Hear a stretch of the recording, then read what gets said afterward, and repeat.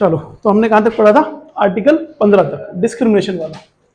Article 16 पढ़ते हैं, that is, ये भी इक्वालिटी की ही बात करता है। कहां पे? Equality of opportunities in public या प्राइवेट?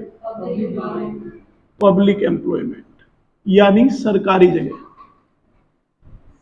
अगर कोई वैकेंसी आई है इन पब्लिक एम्प्लॉयमेंट, तो वो सबके लिए बराबर होनी चाहिए, वहां पे कोई भी किसी भी तरह का भेदभाव नहीं होना चाहिए। ये आर्टिकल बोलता है तुम्हारा, आर्टिकल 16। ठीक है, इक्वालिटी ऑफ अपॉर्चुनिटीज। भाई अगर 100 सीट आई है, तो ये 100 सीट फिर ऐसी होनी चाहिए कि ये 100 सीट सबके लिए एक समान हो। ठीक है, लेकिन इन्होंने यहाँ पे मेंशन किया है पब्लिक एम्प्लॉयमेंट। अगर कोई प्राइवेट संस्थान है, कोई प्राइवेट अगर कंपनी है, तो उसमें डिस्क्रिमिनेशन किया जा सकता है अपने लव्ड वंस के लिए, नियर एंड डियर वंस के लिए। ठीक है, अब इसके एक्सेप्शंस इंपॉर्टेंट हैं। इसके एक्सेप्शन है कि ये 100 की 100 सीट सबके लिए नहीं रहेंगी, या ये सबके लिए समान नहीं रहेगा। थोड़ा सा भेदभाव कर सकता है कौन? पार्लियामेंट प्रेस्क्राइब कर सकता है इसमें as place of residence. Residence यानी जगह, कि एक पर्टिकुलर जगह वाले लोग होंगे जिनको स्पेशली कुछ प्रिविलेजेस दिए जा सकते हैं, ये बोलता है। ठीक है, जगह कौन सी, इस चीज का कुछ नहीं बताया। दूसरा इन्होंने बताया कि जो बैकवर्ड क्लासेस हैं उनके लिए भी कुछ चीजें की जा सकती हैं, उनके लिए भी थोड़ा सा फेवर किया जा सकता है, उन बैकवर्ड क्लासेस के लिए जो एडिक्वेटली रिप्रेजेंटेड नहीं है, who are not adequately represented. यानी किसी एक पर्टिकुलर फील्ड में अगर कोई किसी स्मॉलर सेक्शन या फिर वीकर सेक्शन या फिर बैकवर्ड क्लासेस का कोई एक समुदाय है, तो उसको भी फेवर किया जा सकता है। तीसरा है रिलीजियस प्लेसेस। रिलीजियस प्लेसेस पे भी डिस्क्रिमिनेशन किया जा सकता है और बोला जा सकता है कि भाई यहां पे जो ये वैकेंसियां निकली हैं, ये पर्टिकुलर रिलीजन के लोग ही फिल करेंगे। ठीक है, कुछ एग्जांपल्स देख लेते हैं जिससे शायद समझने के लिए हमें इसमें आसानी हो। ठीक है, हालांकि ये जो रेजिडेंस वाला है, ये कहीं पे भी अप्लाई नहीं होता, not apply to any state except for Andhra Pradesh and Telangana. कि ये जो रेजिडेंस वाला क्लोज ये है कि रेजिडेंस के नाम पे किसी को फेवर मिल जाएगा या कुछ उसको प्रिविलेजेस मिल जाएंगे, ये और कहीं नहीं है, सिर्फ कहां है? आंध्र प्रदेश और तेलंगाना में। ठीक है, ये तो हो गई बात इसकी। लेकिन अब रेजिडेंस को समझने के लिए जो सबसे अच्छा एग्जाम्पल है और जो मैंने पहली क्लासेस में दिया है, कि कहीं पढ़ा नहीं है, बस समझने वाली बात है कि इससे चीजें अच्छी से समझ में आ जाएंगी, वो आप कंसीडर करो अपना स्टेट पीसीएस। एग्जाम्पल है स्टेट पीसीएस। ठीक है, जैसे कि अगर उत्तर प्रदेश में यूपी पीसीएस के फॉर्म आए, ठीक है, तो 350 सीट आई डीएम एसडीएम के लिए, एसडीएम के लिए, ठीक है, डीएसपी के लिए 350 सीट आई। अब इक्वालिटी क्या है कि भाई 350 सीट है पूरी इंडिया में, पैन इंडिया, जो पेपर निकाल दे वो ये सारी सीटें ले जाए। ये क्या है? Equality in opportunities. ठीक, लेकिन एक्सेप्शन है, अगर यूपी पीसीएस का फॉर्म है तो इसमें 350 सीट में बोल दिया जाएगा कि सीट तो 350 है, लेकिन इनमें से जो 200 सीट्स हैं वो सिर्फ हम कहां से फिल करेंगे? यूपी से। बाकी की जो 150 है ये ओपन है, इसमें पूरे इंडिया से कहीं भी आ सकता है। डिस्क्रिमिनेशन है या नहीं? यही तो एक्सेप्शन है। तो 200 सीट इन्होंने पहले कहां से बोल दिया कि यूपी से। एक रेजिडेंस को, ये है ना पहले ही, रेजिडेंस को प्राथमिकता दी है नहीं, कि जब प्रायोरिटी दी जाए रेजिडेंस को, कि इन 350 सीट में से 200 सीट ऐसी हैं जो हम सिर्फ यूपी वालों को देंगे, बाकी की जो 150 है ये ओपन टू ऑल कैटेगरी है। ये हर एक स्टेट पीसीएस में होता है, किसी भी स्टेट पीसीएस को उठा के देख लेना। ठीक है, तो ये इसका एग्जांपल है, समझाने के लिए बताया कि जब हम रेजिडेंस को प्रायर रखें कि यहाँ के जो लोग हैं, यूपी क्या है, रेजिडेंसी तो है, कि यहाँ के जो लोग हैं इनको प्रायोरिटी दी जाएगी, उस तरह से करके। ठीक है, पर्दे में ये तो पता नहीं चला कौन है। ठीक है, और ये बैकवर्ड क्लासेस जो अच्छी तरह, भाई मान लो किसी एक पब्लिक जगह पे, या फिर ऐसा नहीं बोलते कि पार्लियामेंट में विमेन बहुत कम है, इसीलिए उनको एडिक्वेटली रिप्रेजेंट करने के लिए विमेन को क्या दिया जाता है, रिजर्वेशन दिया जाता है। इसी तरह से अगर कोई बैकवर्ड क्लास है जो कहीं भी किसी सरकारी कार्यालय में, वहां पे उनकी जो प्रेजेंटेशन है वो बहुत कम है, तो उनको बढ़ाने के लिए भी उनको फेवर किया जा सकता है। तीसरा एग्जाम्पल है हमारा रिलीजियस प्लेसेस का। ठीक है, अब इसको एग्जाम्पल के रूप में समझ लो। इन्होंने कहा कि रिलीजियस प्लेसेस में भी फेवर किया जा सकता है एक पर्टिकुलर रिलीजन को। इसमें एग्जाम्पल लेके देखो, सपोज करो राम मंदिर, राम मंदिर में वैकेंसी आई कितनी, 100 वैकेंसी आई। तो अगर कोई भी डिस्क्रिमिनेशन नहीं होगा तो उसमें क्या होगा कि भाई 100 वैकेंसी है, ओपन है सबके लिए, कोई कहीं से भी आए। सपोज करो ये 100 ढूंढ रहे हैं एडमिनिस्ट्रेटर, जिनको फाइनेंसिस का बहुत अच्छा ज्ञान हो, एडमिनिस्ट्रेशन का बहुत अच्छा ज्ञान हो, लॉ का बहुत अच्छा ज्ञान हो। राम मंदिर में ऐसी वैकेंसी आई है 100। ठीक है, अब दिक्कत की बात यह हो गई कि इन 100 में से जब फॉर्म फिलिंग हुआ या जब सिलेक्शन की बात आई, तो सपोज करो 10 क्वालिफाई कर गए मुस्लिम, असदुद्दीन ओवैसी टाइप्स या कोई और, ठीक है, जो रेडिकल हैं थोड़े से। अब अगर 10 लोग ये मुस्लिम क्वालिफाई कर गए तो यहां पे 90 हैं मुस्लिम, 90 हैं हिंदू और 10 हैं मुस्लिम। क्या राम मंदिर ढंग से चल पाएगा? ये इसकी फंक्शनिंग में हिंड्रेंस क्रिएट करेंगे या नहीं? स्मूथ फंक्शनिंग रुक जाएगी या नहीं? इसीलिए अगर कोई बात रिलीजियस प्लेसेस की हो, अगर बात रिलीजियस प्लेसेस की हो, तो हम उसमें पार्टिकुलर रिलीजन करके बोल सकते हैं कि भाई सुनो, ये 100 वैकेंसीज आई हैं राम मंदिर के लिए और हम इसमें सिर्फ ढूंढ रहे हैं कौन से, ओनली हिंदूज। ठीक है, यही बोलता है ये वाला कि रिलीजियस प्लेसेस में एक्सेप्शन हो सकता है कि सिर्फ पर्टिकुलर रिलीजन के लोग ही अलाउ होंगे। इसका उल्टा देख लो, अगर वक्फ बोर्ड जानते हो मुस्लिम्स के लिए है, हज यात्रा एंड उसको भी सबको ऑर्गेनाइज यही करता है वक्फ बोर्ड। अब इसमें ट्रैवल एंड टूरिज्म, जिनको एडमिनिस्ट्रेशन का बहुत अच्छा ज्ञान हो, जिनको जो लीडर्स अच्छे हों, इसमें वैकेंसी आई 10 लोगों की। ठीक है, 10 ऐसे लोग जिनको एडमिनिस्ट्रेशन का बहुत अच्छा ज्ञान हो। अब इसमें क्या हुआ, सिचुएशन सोच के देखो, इसमें 2 लोग क्वालिफाई कर गए, एक योगी आदित्यनाथ और एक मोहन भागवत। ठीक है, हज यात्रा हो पाएगी, वक्फ बोर्ड स्मूथ चल पाएगा? ठीक है, नहीं चल पाएगा। इसीलिए ये जब ये 10 वैकेंसी निकालेंगे तो ये पहले से पहले क्या बोल देंगे कि भाई ये 10 लोग हमें चाहिए, लेकिन ये 10 के 10 कैसे होने चाहिए, मुस्लिम्स। यानी रिलीजियस प्लेसेस पे एक्सेप्शन हो सकते हैं कि हम जो लोग लेंगे वो सिर्फ पर्टिकुलर सेक्शन के लेंगे। ठीक है, क्लियर है इतना? आर्टिकल 16 बात करता है इक्वालिटी ऑफ अपॉर्चुनिटीज की, लेकिन इसमें 3 एक्सेप्शन है, एक रेजिडेंस, दूसरा बैकवर्ड क्लासेस और तीसरा religious places. Is that okay? अब इसी के साथ साथ अपॉर्चुनिटीज की अब बात आई है तो एक टॉपिक है अम्लक्ष्मी कांड में मंडल कमीशन।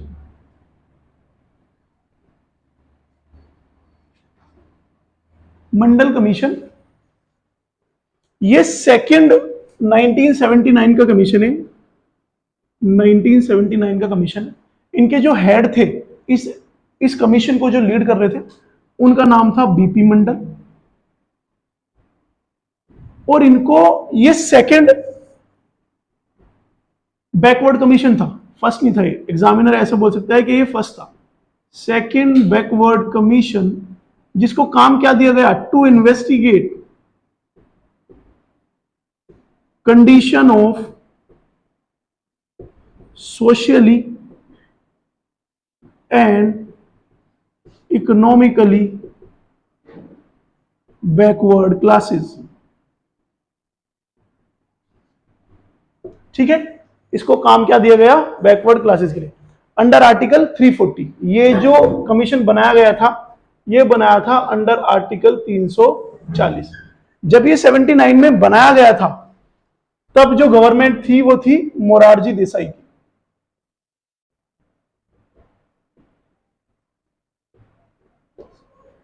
मोरारजी देसाई की गवर्नमेंट थी। 1979 में कमीशन बना, जिसको हेड कर रहे थे बीपी मंडल। अंडर आर्टिकल 340 इनको काम दिया गया कि देश में कंडीशन क्या है सोशली और एजुकेशनल बैकवर्ड क्लासेस की, उनका इनको काम दिया गया। ठीक है, अब इन्होंने 1980 में अपनी रिपोर्ट सबमिट करी, 1980 में अपनी रिपोर्ट सबमिट करी।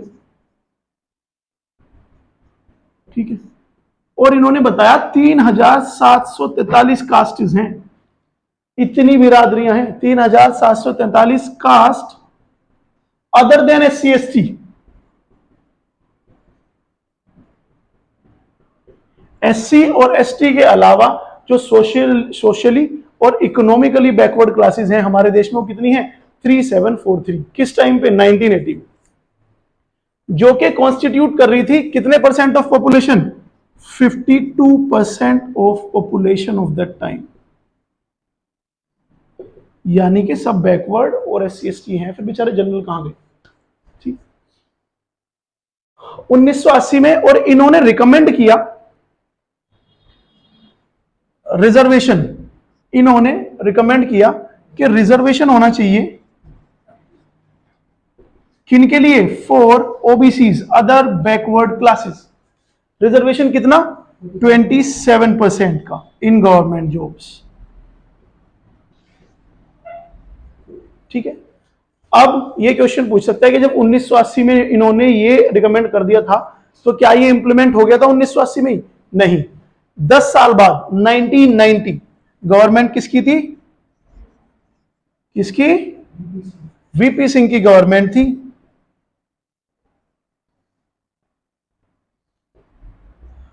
उन्होंने इंप्लीमेंट किया था ये। ठीक है, उन्होंने इंप्लीमेंट किया था ये 27% reservation for OBCs in government jobs. ठीक है,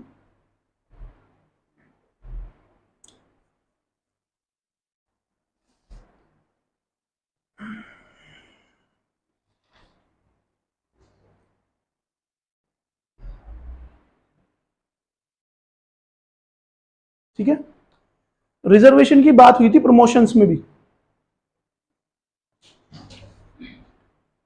ओके, कारण हो गया 27% इन गवर्नमेंट जॉब्स। ये आर्टिकल 16 के अंडर ही चल रहा है सब।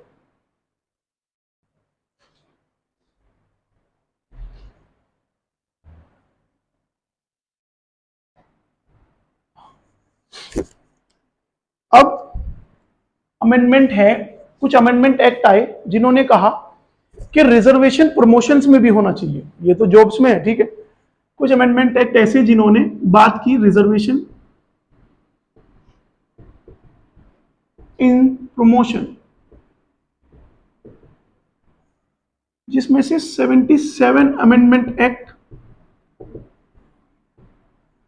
इसने क्या कहा, इसने कहा कि रिजर्वेशन होना चाहिए प्रमोशंस का for SC and ST who are not adequately represented. जो एडिक्वेटली रिप्रेजेंटेड नहीं है उनके लिए, SC और ST के लिए रिजर्वेशन होना चाहिए, किसमें, प्रमोशंस में। मतलब आदमी जॉब ले लेगा, उसके बाद भी अगर प्रमोशन होगा वो भी जात बिरादरी के हिसाब से होगा। ठीक है, उसके बाद एक 85th अमेंडमेंट एक्ट था। इन्होंने कहा कि it is based on seniority, कि प्रमोशन होना चाहिए बेस्ड ऑन सीनियोरिटी पे, जो जितना सीनियर है उसको उतना जल्दी प्रमोशन मिलना चाहिए, कास्ट नहीं आनी चाहिए। इस 77 को नलिफाइड किया था 81st अमेंडमेंट एक्ट ने।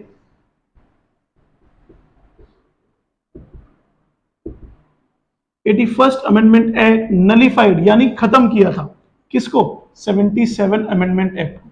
कि रिजर्वेशन सिर्फ जॉब तक है, जॉब के बाद अगर आप आ गए तो उसके बाद आपको प्रमोशंस में कोई भी रिजर्वेशन नहीं मिलेगा। यानी 81वें अमेंडमेंट एक्ट ने ये जस्टिस किया था, इसको अपहेल्ड किया था। ठीक है, कुछ बचा इसमें 16 में? हाँ, अच्छा चलो उसके लिए फिर बैकग्राउंड जानने की भी जरूरत है। एक इंदिरा सावने केस था जिन्होंने बताया कि जो टोटल रिजर्वेशन जो है वो मैक्सिमम कितना हो सकता है, ये 50% की सीलिंग को क्रॉस ना करे। ये जजमेंट किस में आया था? सुप्रीम कोर्ट के इंदिरा सावने केस। लेकिन लेकिन तमिलनाडु के पास कितना रिजर्वेशन है? 69%। अब इस तमिलनाडु को सेव करने के लिए, इसको बचाने के लिए 76th अमेंडमेंट एक्ट ने इसको प्लेस कर रखा है, placed Tamil Nadu under 9th schedule. 9th schedule जानते हो? Abolition of zamindari system, land reform system, उसके अंडर इसको डाल के और तब तमिलनाडु को सेव किया हुआ है। ठीक है, वरना जो तमिलनाडु का रिजर्वेशन है दैट इज 69%।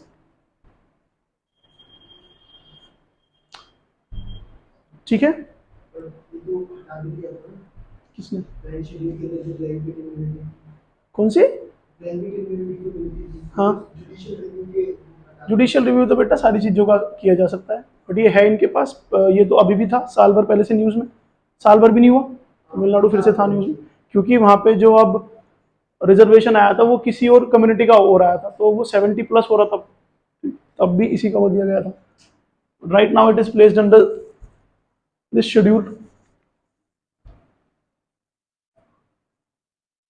ठीक है, इससे ज्यादा आर्टिकल 16 में कुछ नहीं आ सकता किसी भी पेपर में, किसी भी पेपर में।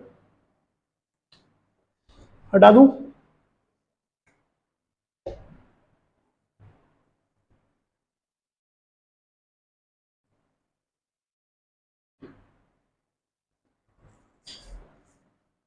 Now we'll come to Article 17.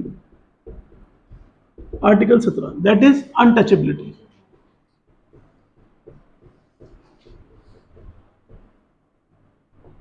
और टू बी प्रिसाइज अगर मैं कहूं तो इट इज नो अनटचेबिलिटी।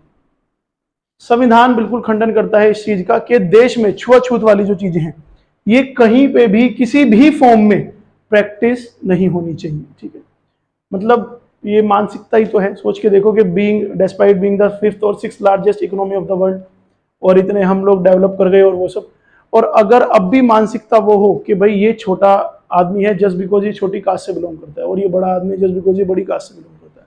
ठीक है, तो दैट इज अनफेयर। छोटी कास्ट नहीं होती, छोटी सोच होती है, और बड़ा कोई इंसान नहीं, बड़ी भी सोच होती है, बड़ा व्यक्तित्व होता है, करेक्टर होता है। ठीक, तो संविधान ने मना किया कि कोई भी अनटचेबिलिटी किसी भी फॉर्म में प्रैक्टिस नहीं की जाएगी। इसका प्रिंसिपल एक्ट या जो ओरिजिनल एक्ट हम कहें, अनटचेबिलिटी एक्ट 1955, 1955 का इसका ओरिजिनल एक्ट है। ठीक, इसी को रिनेम किया गया था 1976 में,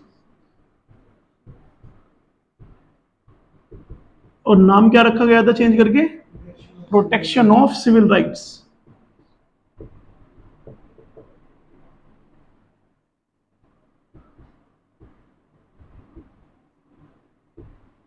प्रोटेक्शन ऑफ सिविल राइट्स। और पेनल्टीज भी बहुत ज्यादा बढ़ा दी गई थी, तगड़ी पेनल्टी है इसमें, बहुत पेनल प्रोविजन बहुत तगड़े हैं इसमें।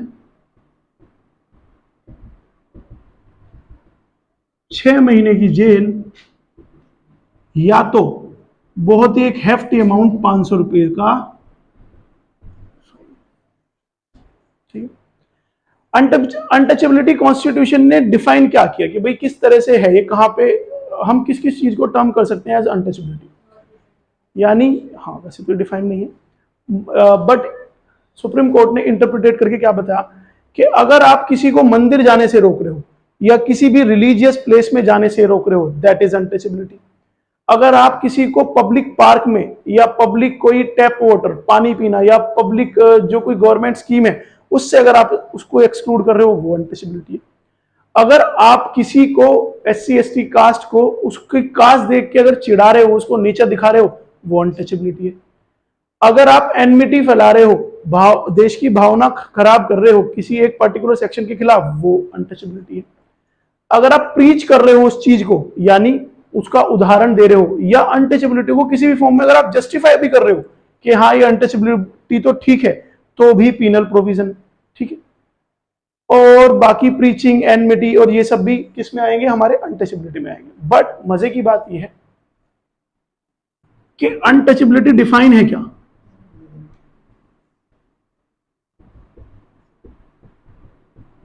Not define. कुछ वर्ड जो पॉलिटिकल साइंस में आएंगे और ये जिनके साथ आएगा लिखा हुआ नॉट डिफाइंड, इनको बहुत अच्छे से लिख लेना कहीं पेज के पीछे कि ये इंपॉर्टेंट ऐसे वर्ड हैं जो डिफाइंड नहीं है। ये डिफाइंड नहीं है, नॉट डिफाइंड इन कॉन्स्टिट्यूशन, ना ही कॉन्स्टिट्यूशन में डिफाइंड है और ना ही इस एक्ट में डिफाइंड है कि अनटचेबिलिटी है क्या, ठीक है। अच्छा ये बताओ, ये जो अनटचेबिलिटी वाला जो ये क्लोज है, ये किसी प्राइवेट इंडिविजुअल के खिलाफ होगा या पब्लिक इंडिविजुअल के खिलाफ? सरकार के खिलाफ होगा या किसी एक प्राइवेट इंसान के खिलाफ होगा? प्राइवेट इंसान के खिलाफ होगा। It is against private individual. इस तरह से भी अगर पेपर थोड़ा सा टफ आता है ना तो पूछ लेते हैं भाई, जैसे फ्रीडम ऑफ स्पीच है वो हमको खिलाफ किसके मिल रही है? सरकार के खिलाफ, कि भाई हम कुछ भी बोल सकते हैं, सरकार के खिलाफ भी है और प्राइवेट के भी। लेकिन ये जो चीज है ये होती है अगेंस्ट प्राइवेट इंडिविजुअल के, कोई और तुमको उस तरह से नीचा ना दिखाए, ठीक है। सरकार तो ये काम करेगी ही नहीं, क्योंकि सरकार तो अपलिफ्टमेंट का काम करती है या इनके लिए स्कीम्स आती हैं, तो वो क्यों नीचा दिखाएगी, ठीक। लेकिन ये प्राइवेट इंडिविजुअल के लिए होता है। अच्छा एक चीज और है, अनटचेबिलिटी में अगर कोई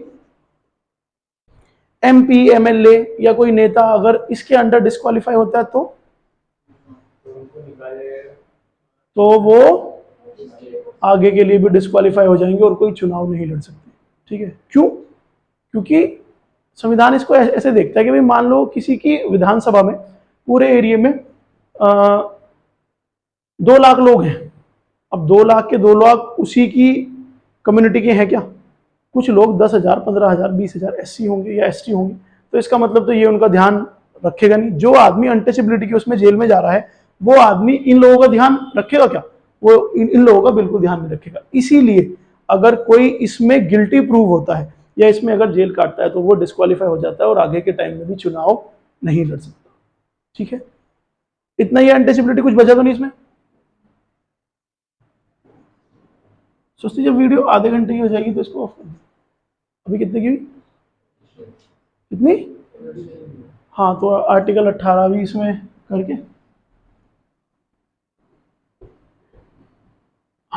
आर्टिकल 18 है। अच्छा लकीली इसका कोई एक्सेप्शन, नो एक्सेप्शन। अगर इसका भी कोई एक्सेप्शन होता तो लोग इसी में लूप होल ढूंढते और इसी को भी किसी ना किसी तरह से प्रीच या प्रैक्टिस करते, ठीक है। Article 18 is abolition of titles.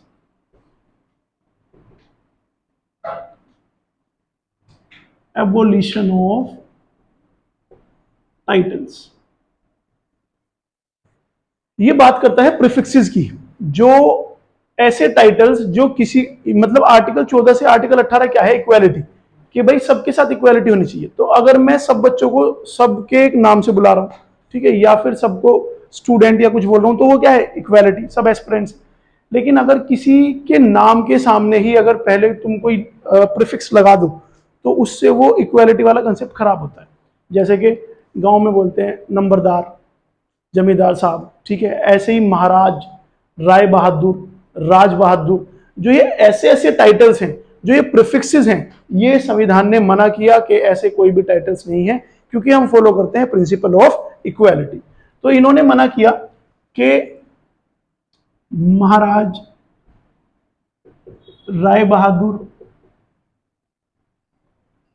या फिर राज बहादुर, ठीक है, ये नंबरदार, ये सब जो पोस्ट हैं, इन सब की जो ये प्रीफिक्सेस हैं ये यूज नहीं किए जाएंगे। अगर सीधा सीधा बताया जाए तो ये प्रोहिबिट करता है, ये प्रोहिबिट कर रहा है हेरिडिटरी राइट्स। हेरिडिटरी राइट्स समझते हो, जन्म से जो अधिकार मिल रहे हैं। भाई जमींदार का मतलब ये है कि अगर किसी का फादर जमींदार है और उसके पास अगर 500 बीघे जमीन है, तो जिस दिन वो पैदा हुआ उसको बिना कुछ किए हुए वो 500 बीघे जमीन उसी की है, विदाउट एनी एफर्ट्स, ठीक है, दैट इज फॉर ट्रू। तो इन्होंने प्रोहिबिट किए हेरिडिटरी राइट्स, और हेरिडिटरी राइट्स तो इंडिया में है ही नहीं, मैं बताया था। बंद क्यों करे? क्योंकि ऋतिक रोशन ऑफेंड हो गया था हमारे यहाँ कि राजा का बेटा राजा नहीं बनेगा, ठीक है, रानियों वाला कंसेप्ट है ही नहीं, पापा की परियों वाला है हमारे यहाँ कंसेप्ट, ठीक। तो ये हेरिडिटरी राइट्स को खत्म करता है, लेकिन इसमें भी एक्सेप्शन है। बेसिकली ये प्रीफिक्सेस को या सफिक्सेस को मना करता है टाइटल्स, लेकिन हाँ बताऊंगा, लेकिन वो सुप्रीम कोर्ट ने अपहेल्ड किया था डिसीजन 1996 में, ठीक है, अभी बताऊंगा। एक्सेप्शन इसमें क्या है? इसमें एक्सेप्शन है एजुकेशन और मिलिट्री टाइटल्स, इनको एज अ प्रीफिक्सेस यूज किया जा सकता है। मिलिट्री जैसे कर्नल साहब, ठीक है, लेफ्टिनेंट साहब, जनरल साहब, ब्रिगेडियर साहब, ये आप यूज कर सकते हो। क्यों यूज कर सकते हो? क्योंकि कर्नल पैदा कर्नल नहीं हो रहा, कर्नल पैदा कर्नल नहीं हो रहा, कर्नल वो अपनी मेहनत से बन रहा है और तब वो कर्नल साहब के ला रहा है, ठीक है, जन्मजात तो नहीं मिल रहा उसे टाइटल, ये वो कमा रहा है, ठीक है। इसीलिए जो मिलिट्री टाइटल्स हैं वो एज अ प्रीफिक्सेस नाम के सामने हम यूज कर सकते हैं। अकेडमी में जैसे हमारे कर्नल अजय वर्मा सर, हम नाम के पहले लगाते हैं। ऐसे ही एजुकेशनल टाइटल्स, ठीक है, नाम के सामने लगाते हैं, ER इंजीनियर, डॉक्टर, ठीक है, डॉक्टर साहब हो सकते हैं, इंजीनियर साहब हो सकते हैं, क्योंकि डॉक्टर साहब पैदा डॉक्टर नहीं हो रहे, वो मेहनत कर रहे हैं और तब डॉक्टर बनने। इंजीनियर भी ऐसी, मास्टर साहब, गांव में नहीं बोल देते मास्टर जी, क्योंकि वो मास्टर पैदा नहीं हो रहा, वो अपनी स्किल के हिसाब से मास्टर बन रहा है। तो ये एजुकेशनल टाइटल्स और ये मिलिट्री टाइटल्स हो सकते हैं, ये एक्सेप्शन, ठीक है।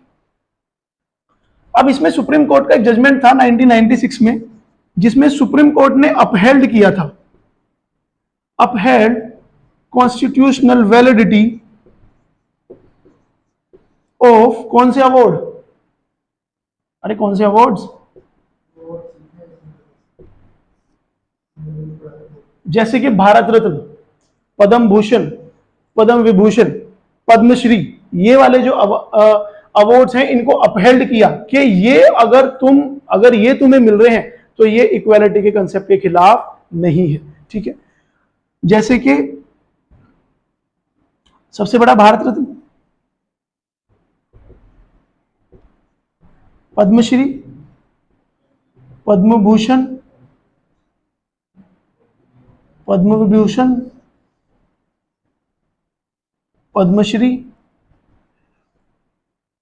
सुप्रीम कोर्ट ने 1996 में कहा, मेरे बर्थ ईयर में, ठीक है, तो इन्होंने कहा कि भाई ऐसा है कि ये जो टाइटल्स हैं ये वायलेट नहीं करते प्रिंसिपल ऑफ इक्वालिटी, तो ये आप दे सकते हो। लेकिन उसी की इंटरप्रिटेशन में ये भी कहा था कि ये अवार्ड सबको मिल जाएंगे, लेकिन फिर भी जब हम इनको बुलाएं या जब हम इनका नाम लें या इनको पुकारें, तब इनके नाम के सामने इन प्रीफिक्सेस को जोड़ने से तब भी बचे। जैसे कि भारत रत्न सचिन तेंदुलकर, ये मत बोलो, सचिन तेंदुलकर ये बोलो, ठीक है, कि बोलने के लिए इंटरप्रिटेशन में कहा था कि ये इक्वालिटी के खिलाफ नहीं है, इनको अपहेल्ड किया था, लेकिन फिर भी बचा जाए कि इनको हम एज अ प्रीफिक्सेस यूज कर सकते।